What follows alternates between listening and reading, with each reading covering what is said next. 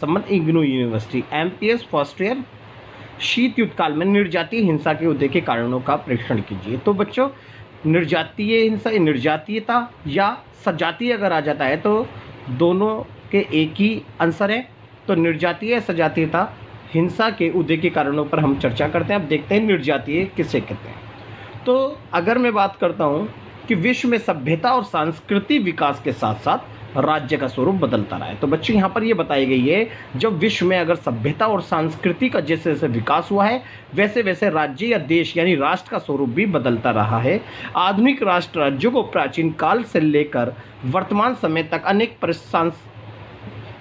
परिस्थितियों से गुजरना पड़ा है। तो प्राचीन काल से आज जो ये संस्कृति हैं वो समय के साथ साथ अनेक परिस्थितियों से होकर गुजरी है और अपनी भौगोलिक स्थिति और इतिहास आदि से मिलकर इनका विकास हुआ है। तो ये जो निर्जातीय समूह हैं, इनकी जो भौगोलिक स्थिति है, इतिहास है, इनकी परंपरा है, संस्कृति है, बोलचाल है, रहन सहन है, इनसे अपनी एक संस्कृति की पहचान इनको मिली है। यानी वास्तव में अगर कहा जाए संस्कृति किसे कहते हैं? संस्कृति का मतलब होता है वे आदिवासी लोग जिनकी अपनी एक संस्कृति, अपनी भाषा, अपनी एक पहचान होती है और उनके पूर्वज भी उसी स्थान पर रहते आए हैं और इन्होंने उस स्थान को लंबे समय तक अपना जीवन व्यतीत करा हो। ऐसे लोगों को, ऐसे जाति को हम निर्जातीय या सजातीय या संस्कृति कहते हैं। फलस्वरूप इतिहास, संस्कृति, धर्म, भाषा आदि से संबंधित सामान्य विशेषता रखने वाले लोगों को निर्जातीय के वर्ग में रखा जाता है। सैद्धांतिक रूप से निर्जातीयता का अर्थ भाषा, धर्म, इतिहास, संस्कृति, वेशभूषा, जाति या शारीरिक विशेषताओं से संबंधित माना जाता है। तो बच्चे यहाँ पर अगर मैं निर्जातीयता की अवधारणा की अगर बात करूँ तो ऐसी जाति जिसका इतिहास, संस्कृति और रहन सहन, वेशभूषा, जाति, शारीरिक विशेषता एक समान या एक जैसी होती है उसे हम निर्जातीय भी कह सकते हैं। इनके आधार पर समाज में अलग अलग वर्गों को अलग अलग जातियों के रूप में जाना जाता है। तो ये जो वर्ग हैं, ये वेशभूषा, जाति, सांस्कृतिक और शारीरिक बनावट से ये जो जाति हैं ये अलग अलग निर्जातीय समूह विभाजित हो गई है। कोई निर्जातीय जाति जो है वो बहुत ज़्यादा विकसित हुई है और कुछ पिछड़ गई हैं।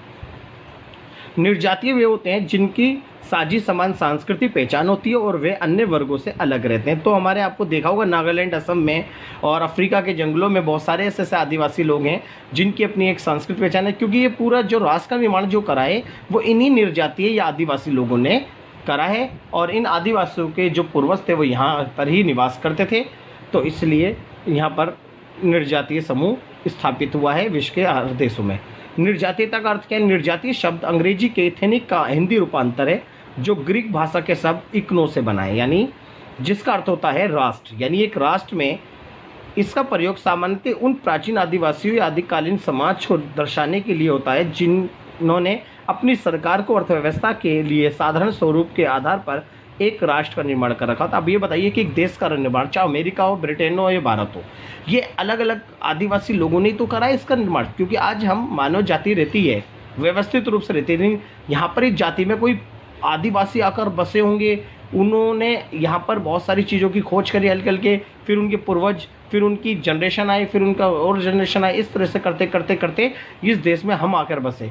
तो इस तरह से हर देश की संस्कृति अलग अलग है, वेशभूषा हर देश की अलग अलग है, इसलिए हर देश का जो निर्माण या राष्ट्र का निर्माण करा है वो निर्जातीय आदिवासी लोगों ने करा है। इसलिए अलग अलग देशों के अलग अलग नियम हैं, लोगों का खान पान भी अलग है, वेशभूषा भी अलग है, पहनावा भी अलग है, बोलचाल भी अलग है। इसलिए क्योंकि यहाँ पर अलग अलग जो आदिवासी निर्जातीय समूह हैं उन्होंने हर राष्ट्र का निर्माण अलग अलग करा, इसलिए कह सकते हैं निर्जातीयता को राष्ट्र, यानी जिस राष्ट्र में एक साझी विचारधारा, भाषा, धर्म, रीति रिवाज, परंपरा, शारीरिक एक समान होती है, उसी को हम राष्ट्र का रूप दे देते हैं।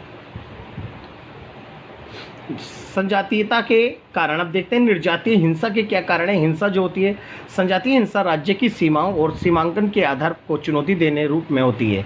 निर्जातीय समूह निर्जातीय आधार पर समूह के गठन के अंदर निष्पक्ष व्यवहार प्राप्त करना चाहते हैं, क्योंकि साम्राज्यवादी शासकों ने सीमाएं कुछ तो उत्तराधिकार के रूप में प्राप्त की और कुछ सीमाएं अपने साम्राज्यवादी दृष्टिकोण के आधार पर। तो संजातीय हिंसा इसलिए हो रही है क्योंकि आज अगर हम प्राचीन काल की अगर बात करें तो जो राष्ट्रों ने अपनी सीमा का जो निर्धारण करा है, या तो उनके पूर्वजों ने उनको दे दिया, या फिर उनकी सीमाओं उन्होंने आक्रमणकारी जो गतिविधियां यानी दूसरों पर आक्रमण कर करके जुल्म उठा के अपने साम्राज्य का विस्तार करा है। कहने का मतलब कहा जाए कि साम्राज्यवादी गतिविधियों के आधार पर अपनी सीमाओं का जो देश का निर्धारण कराए, तो उससे हमारी संजातीय हिंसा का रूप तय हुआ है। और कुछ सीमाएं अपने साम्राज्यवादी दृष्टिकोण के आधार पर बनाई, उन्होंने भौगोलिक एवं अन्य मामलों पर ध्यान नहीं दिया। इस प्रक्रिया में संजातीय ध्यान नहीं दिया समूह इस प्रक्रिया से संजातीय समूह का विभाजन हो गया, लेकिन साम्राज्यवादी शासकों ने संजातीय समूह की सामाजिक सांस्कृतिक स्वतंत्रता में हस्तक्षेप नहीं किया, जिससे संजातीय समूह के सामाजिक आर्थिक सांस्कृतिक संबंध पहले की तरह चलते आ रहे हैं। इस तरह से हर जो राष्ट्र की सीमाएं जो निर्धारित हुई, वो इस तरह से करते करते करते ये संजातीय जो आदिवासी लोग हैं उनकी वजह से इन सीमाओं का निर्धारण हो गया। या तो वो उनके पूर्वजों ने दिया, या तो फिर वो आक्रमण करके उनको ज़बरदस्ती गुलाम बनाकर सीमाओं का निर्धारण किया। अब इनके क्या संजातीय निर्जातीय जो हिंसा है, उनके युद्ध के क्या कारण है, वो हिंसा क्यों करते हैं? सबसे पहला है पहचान खोने का पे। जितने भी निर्जातीय समूह हैं वो इसलिए हिंसा करते हैं सरकार के खिलाफ, क्योंकि उनको ये डर लगा रहता है कि उनकी जो पहचान है वो खो ना जाए। क्योंकि वो अपनी पहचान को बनाए रखने के लिए सरकार का ध्यान आकर्षित करने के लिए वो हिंसा जैसी गतिविधियां करते हैं। जैसे कि आदिवासी लोग अगर मानते हो कि जंगल जैसे बड़ी बड़ी कंपनियां आकर जंगल साफ कर रही है, क्योंकि उन्हें ये लगता है कि अगर जंगल साफ हो जाएगा तो हमारी जो पहचान है वो समाप्त हो जाएगी। क्योंकि ये आदिवासी लोग, निर्जातीय लोग जो है अधिकतर जंगलों में रहना पसंद करते हैं, इसलिए अपने पहचान खोने के भय की वजह से वो हिंसा जैसी गतिविधियों को बढ़ा देते हैं। आत्मशरण का भय, और इनको ये लगता है कि निर्जातीय समूह के विभिन्न अल्पसंख्यक वर्ग को अपने बहुसंख्यक वर्ग की ओर से आत्मशरण का भय बना रहता है। जैसे बड़ी बड़ी आदिवासी और निर्जातीय समूह हैं, उन्हें डर लगता है नीची छोटी छोटी निर्जातीय समूहों को कि कहीं हमारी जो बड़ी बड़ी बहुसंख्यक जाति हैं वो कहीं हमारी जातियों को लुप्त ना कर दे, यानी वो हम पे अत्याचार करके शोषण करके ये ना कर दे। इन्हें जब बड़ी बड़ी निर्जातीय समूह से डर लगता है तो इन्हें आत्मशरण का भय होता है। इसकी वजह से वो क्या करते हैं, वो अपनी सीमाएं निर्धारित कर लेते हैं, और उन्हें लगता है कि अगर दूसरी जाति अगर हमारी सीमा में आती है तो हमें वो गुलाम बनाना चाहती है, इसलिए वो यहाँ पर क्या करते हैं, हिंसा को बढ़ावा देते हैं। इसके बाद है अपेक्षिक वचन या भेदभाव की अनुभूति। जब इन्हें संजातीय या निर्जातियों को ये लगता है कि बहुसंख्यक वर्ग उनके साथ भेदभाव कर रहे हैं और उन्हें उनके भेदभाव से वो अछूते रह जाते हैं, तो इसके कारण वो इस भेदभाव की अनुभूति के कारण भी वो हिंसा को बढ़ावा देते हैं। जैसे देखते हैं, जब संजातीय समूह के किसी बहुसंख्यक वर्ग द्वारा अल्पसंख्यक संजातीय समूह के प्रति भेदभाव किया जाता है तो उन्हें कुछ अधिकारों से वंचित किया जाता है, या उन्हें कुछ ये आभास होता है कि राज्य को सेवाओं से उनका उचित प्रतिनिधित्व नहीं है।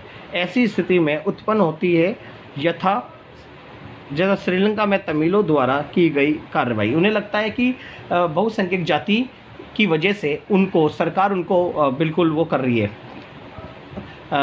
इग्नोर कर रही है, और इन्हें लगता है कि हमारे भेदभाव की वजह से शायद हमारे को समाज से हमें वंचित किया गया है। जो हमारे संसाधन है या सेवा है, जो राज्य की सेवाओं से उन्हें वंचित किया जा रहा है, तो ये भेदभाव की वजह से भी ये निर्जातीय हिंसा को बढ़ा देते हैं। विवशता की भावना, जब किसी संजातीय राष्ट्र में शासक वर्ग द्वारा बहुसंख्यक संजातीय समूह में को महत्व प्रदान किया जाता है तो अल्पसंख्यक संजातीय समूह में असुरक्षा की स्थिति उत्पन्न होती है। अगर आपको ये लगता है कि किसी राज्य में अगर बहुसंख्यक जाति को अगर सरकार प्रायोरिटी दे रही है, महत्व दे रही है, और उन्हें और अल्पसंख्यक की तरफ वो बिल्कुल भी ध्यान नहीं दे, उन्हें ये लगता है कि ये सरकार हमारे को इग्नोर कर रही है और हमारे जो अधिकार है उनसे वंचित कर रही है, तो विवशता की भावना उनमें पैदा होती है। तो वो इस स्थिति में वो क्रोधित होकर हिंसा को बढ़ा देता है, और इससे अल्पसंख्यक राजनीति प्रारंभ होती है। नहीं, उन्हें लगता है कि राजनीति में जो बहुसंख्यक है उनका बोलबाला हो गया है और वो बिल्कुल पिछड़ गए हैं, और फिर उनके बाद अल्पसंख्यक जाति जो होती है वो अपने आप को इम्पोर्टेंस दिलाने के लिए वो फिर ऐसी गतिविधियां करते हैं। लोकतांत्रिक शासन व्यवस्था में इसके विभिन्न रूप देखने को मिलते हैं, यथा भारत में कश्मीरी या पंजाबी को या विभिन्न अल्पसंख्यक राजनीति को इस संदर्भ में देखा जाता है। और फिर है उसके बाद समस्याओं की तरफ सरकार का ध्यान आकर्षित कराना। जो निर्जातीय और संजातीय जो होते हैं वो ऐसी जो हिंसा करते हैं, वो हिंसा का सबसे बड़ा कारण होता है कि सरकार को अपनी समस्याओं के प्रति अपने आकर्षित कराना और उनको अपनी समस्याएं दिखाना। इनकी वजह से संजातीय समूह हिंसा को बढ़ावा देते हैं। तो ये निर्जातीय समूह है, इसको अच्छे से आप वीडियो में कर लीजिएगा। ये मोस्ट वेरी इंपॉर्टेंट क्वेश्चन है। अगर आपको हमारी वीडियो अच्छी लगी तो हमारे चैनल को सब्सक्राइब करें, लाइक कमेंट शेयर करना ना भूलें।